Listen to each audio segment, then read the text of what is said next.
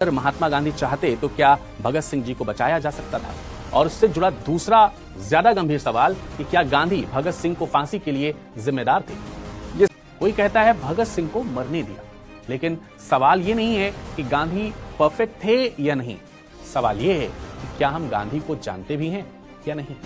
तो दोस्तों, अब आगे बढ़ते हैं और आते हैं इस डिस्कशन के सबसे इंपॉर्टेंट पार्ट पर।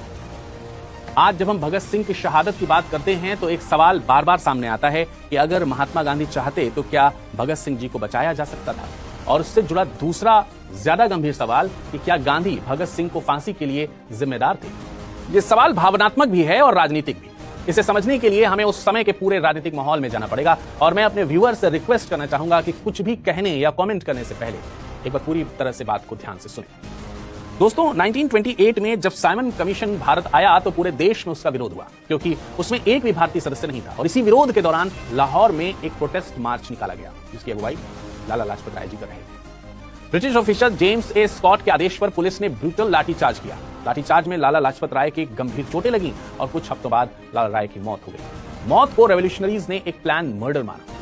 अब इसका बदला लेने के लिए हिंदुस्तान सोशलिस्ट रिपब्लिकन एसोसिएशन यानी HSRA के मेंबर्स ने फैसला लिया कि रिस्पांसिबल ऑफिसर को सजा दी जाएगी। प्लान के तहत भगत सिंह और राजगुरु को स्कॉट को मारना था, लेकिन मिस्टेकन आइडेंटिटी की वजह से राजगुरु ने JP सॉन्डर्स, जो कि असिस्टेंट सुपरिटेंडेंट ऑफ पुलिस था, उसे गोली मार दी। इसके बाद भगत सिंह अंडरग्राउंड नहीं हो गए, बल्कि 1929 में उन्होंने सेंट्रल लेजिस्लेटिव असेंबली में जानबूझकर लो इंटेंसिटी बॉम्ब फेंका। इसका मकसद किसी को मारना नहीं था, बल्कि ब्रिटिश गवर्नमेंट का ध्यान खींचना था, क्योंकि शायद सरकार उस समय बहरी हो चुकी थी। बॉम्ब फेंकने के बाद उन्होंने भागने के बजाय खुद अरेस्ट दिया और इनकलाब जिंदाबाद के नारे लगाए। अब ब्रिटिश गवर्नमेंट के पास दो बड़े चार्जेस थे। पहला, सॉन्डर्स की हत्या, जिसमें राजगुरु ने गोली चलाई थी और भगत सिंह अकम्प्लिस थे, और दूसरा असेंबली बॉम्बिंग, जिसे ब्रिटिश लॉ के तहत वॉर लाइक एक्टिविटी माना गया। अब सुखदेव सीधे हत्या में मौजूद नहीं थे, लेकिन वो HSRA के की ऑर्गेनाइजर थे। प्लान बनाने, कोऑर्डिनेशन करने और लॉजिस्टिक्स में उनकी क्रूशियल रोल हुआ करती थी। ब्रिटिश लॉ के हिसाब से कॉन्स्पिरेसी में शामिल होना भी कैपिटल क्राइम था। ब्रिटिश सरकार इन तीनों को सिर्फ क्रिमिनल नहीं बल्कि सिंबॉलिक थ्रेट मानती थी और उनकी पॉपुलैरिटी बढ़ रही थी। यूथ इंस्पायर हो रहा था और ट्रायल एक पॉलिटिकल मूवमेंट बन चुका था। इसी वजह से नॉर्मल कोर्ट की जगह स्पेशल ट्रिब्यूनल बनाया गया था। नॉर्मल लीगल प्रोसेस को बाईपास किया गया, अपील के रास्ते सीमित कर दिए गए और ट्रायल को फास्ट ट्रैक किया गया। इस ट्रिब्यूनल के जरिए HSRA के मेंबर्स पर आरोप लगाया गया कि उन्होंने मिलकर ब्रिटिश गवर्नमेंट के खिलाफ आर्म्ड कॉन्स्पिरेसी रची है, और इसी केस को कहा गया लाहौर षड्यंत्र केस। लेकिन अब आपके मन में ख्याल आ रहा होगा कि इन सब में गांधी जी की एंट्री कैसे हुई। तो दोस्तों, गांधी जी ने सिविल डिसोबीडियंस के दौरान मई 1930 में अपनी गिरफ्तारी से ठीक पहले तत्कालीन वायसराय को एक पत्र लिखा था और कहा था, लाहौर षड्यंत्र केस का स्पेशल ट्रिब्यूनल छुपा हुआ मार्शल लॉ है और ये गलत है। इधर 7 अक्टूबर 1930 को भगत सिंह, सुखदेव और राजगुरु को डेथ सेंटेंस सुनाई जा चुकी थी और उनकी एक्सक्यूशंस के लिए तारीखें तय कर दी गई। 24 मार्च 1931। कोर्ट ट्रायल और लंबी हंगर स्ट्राइक की वजह से भगत सिंह युवाओं के बीच बेहद पॉपुलर हो चुके थे और उसी समय गांधी भारत के सबसे बड़े मास लीडर बन चुके थे। इसलिए लोगों को उनसे उम्मीद थी कि वे तुरंत कुछ न कुछ जरूर करेंगे। उस समय ब्रिटिश वायसराय थे लॉर्ड इरविन। गांधी जी को लॉर्ड इरविन से मिलना भी था। वजह थी नमक आंदोलन। दरअसल 1930 में गांधी जी ने जो साल्ट सत्याग्रह, जो कि दांडी मार्च से शुरू हुआ था, वो सिर्फ साल्ट मूवमेंट नहीं था, बल्कि ब्रिटिश रूल की लेजिटिमेसी को ओपन चैलेंज था। आंदोलन देश भर में फैल गया था। लाखों लोग गिरफ्तार हुए थे और ब्रिटिश गवर्नमेंट पर इंटरनेशनल प्रेशर बढ़ने लगा था। इसी दबाव के बीच उस समय के वायसराय लॉर्ड इरविन को लगा कि कांग्रेस से बात किए बिना सॉल्यूशन कंट्रोल में नहीं आएगी। इसी कॉन्टेक्स्ट में गांधी जी और लॉर्ड इरविन के बीच मीटिंग्स हुई।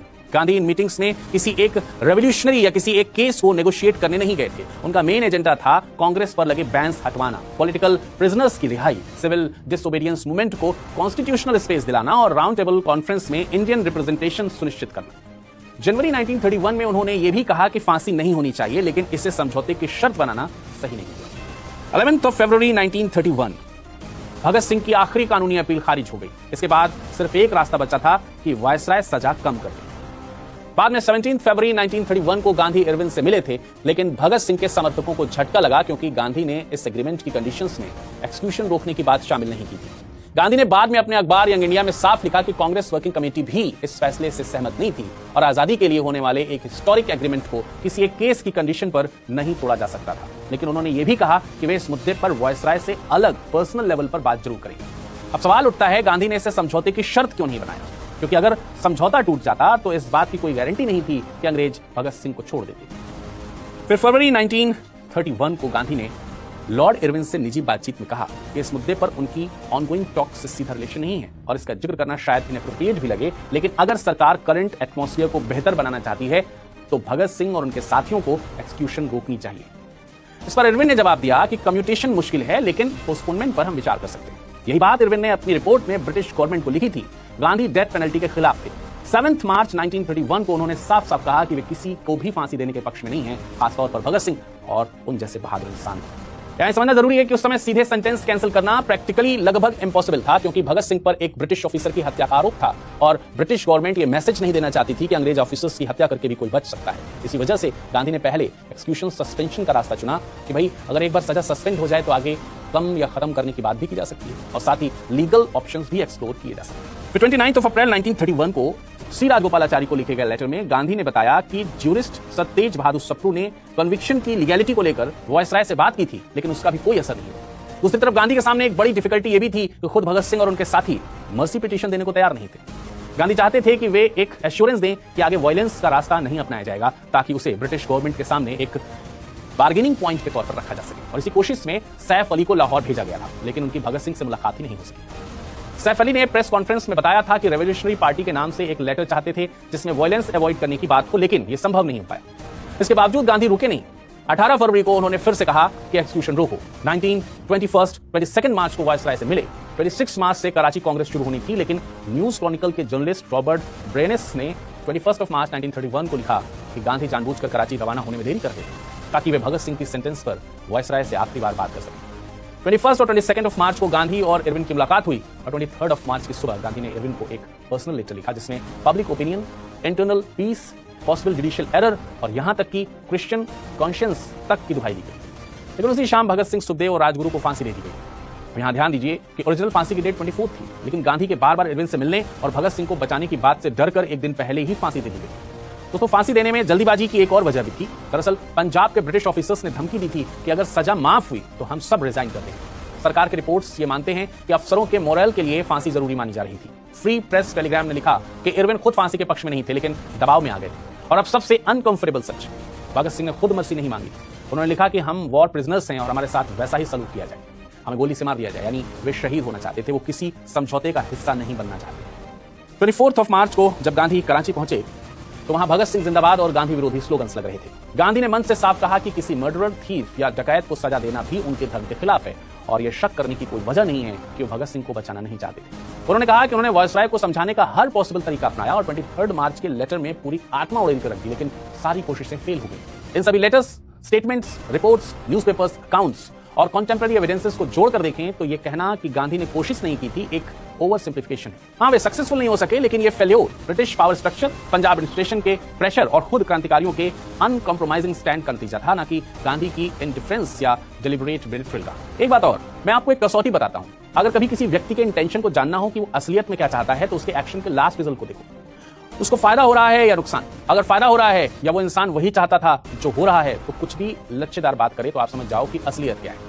अब यही कसौटी गांधी जी पर अप्लाई करके देख लीजिए। भगत सिंह की फांसी से गांधी को फायदा होता या नुकसान? अगर भगत सिंह बच जाते तो पूरे देश में एक साफ मैसेज जाता कि अहिंसा ने हिंसा को हरा दिया।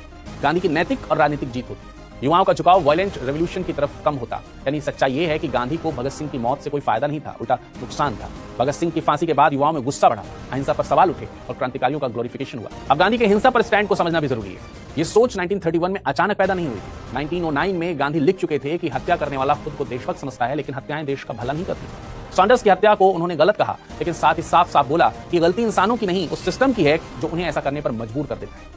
दोस्तों, ये कहानी आपको सोशल मीडिया में नहीं बताई जाती। सोशल मीडिया एक फॉल्स बाइनरी बनाता है। सोशल मीडिया सबसे बड़ी गलती यही करता है कि वह फ्रीडम स्ट्रगल को दो खेमों में बांट देता है। एक तरफ महात्मा गांधी और दूसरी तरफ भगत सिंह, चंद्रशेखर आजाद, सुभाष चंद्र बोस जैसे क्रांतिकारी रख देता है। हालांकि इतिहास में ऐसा कोई साफ डिवीजन था ही नहीं। ऑथेंटिक हिस्टोरिकल रिसर्चर्स जैसे बिपिन चंद्रा, रामचंद्र गुहा या ब्रिटिश होम डिपार्टमेंट के रिकॉर्ड से बताते हैं कि Indian freedom struggle multi layer था। यानी एक ही समय पर कई सारी चीजें चल रही थी, जैसे मास मूवमेंट्स जो कि कांग्रेस द्वारा गांधी के नेतृत्व में चलाया जा रहा था, वहीं रेवोल्यूशनरी अंडरग्राउंड नेटवर्क्स और कॉन्स्टिट्यूशनल पॉलिटिक्स भी चल रही थी। लेकिन सोशल मीडिया यह आभास देता है कि गांधी ने रेवोल्यूशनरीज को रोक दिया, जबकि ब्रिटिश इंटेलिजेंस रिपोर्ट्स के अनुसार रेवोल्यूशनरी एक्टिविटीज 1920s और 30s में पीक पर थी।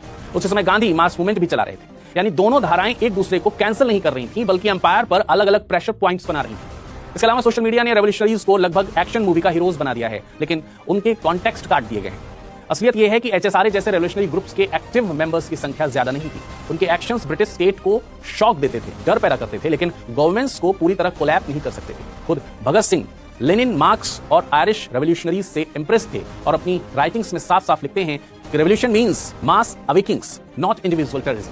लेकिन ये लाइन आपको टेलीग्राम रील्स में रेयरली ही दिखेगी, क्योंकि ये वायलेंसेस वर्सेस पीस वाली सिंपल कहानी को तोड़ देती है। आयरनी ये है कि भगत सिंह खुद मास पॉलिटिक्स को जरूरी मानते थे, फिर भी सोशल मीडिया उन्हें गांधी के एग्जैक्ट अपोजिट खड़ा कर देता है। दूसरी तरफ गांधी को ऐसा दिखाया जाता है जैसे वो हर हाल में कॉम्प्रोमाइज करने वाले सॉफ्ट इंसान थे, जबकि फैक्ट्स बताते हैं कि वे कई मौकों पर बेहद कठोर भी थे, बस उनका हथियार हिंसा नहीं था। दोस्तों, क्विट इंडिया मूवमेंट इसका सबसे स्ट्रॉन्ग एग्जांपल है। इस मूवमेंट में डू और डाई के आह्वान के बाद ब्रिटिश रिकॉर्ड्स के अनुसार रेलवे, कम्युनिकेशन लाइंस और लोकल एडमिनिस्ट्रेशन कई जगहों पर कोलैप्स हो गई।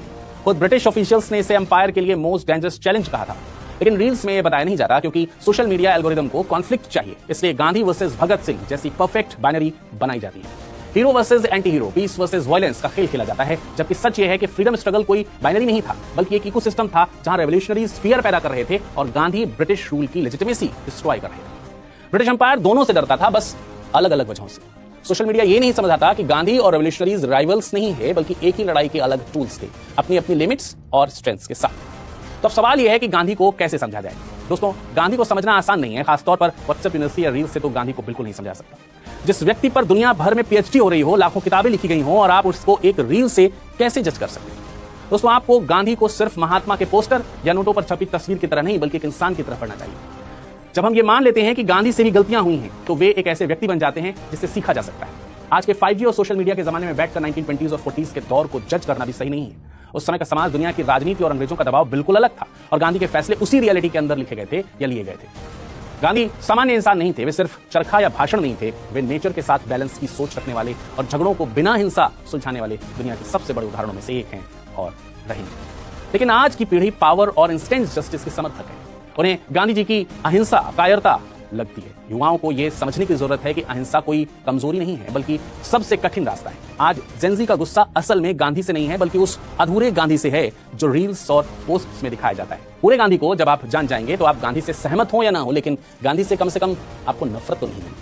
लोग कहते हैं कि गांधी अब आउटडेटेड हो गए, लेकिन दोस्तों, असलियत यह है कि हमने उनको अलग और गलत जगह ढूंढना शुरू कर दिया है। गांधी आज भी उतने ही रिलेवेंट हैं जितना पहले थे। आज के एपिसोड में फिलहाल इतना ही। मुलाकात करते हैं अगले एपिसोड में। जैसा कि मैंने आपको पहले कहा कि गांधी किसी 1 या 2 या 4 एपिसोड में कवर नहीं किया सकते, लेकिन अगर आपको गांधी के विचार और गांधी जी के बारे में और इन डेप्थ जानकारी चाहिए और इसी तरीके के कुछ दूसरे शख्सियत कार्यक्रम चाहिए, तो जरूर नीचे कमेंट सेक्शन में कमेंट करके लिखिएगा। मैं पूरे रिसर्च के साथ, पूरी रियलिटी के साथ उनके डिफरेंट एस्पेक्ट्स को आपके सामने रखने का ईमानदारी से प्रयास करूंगा।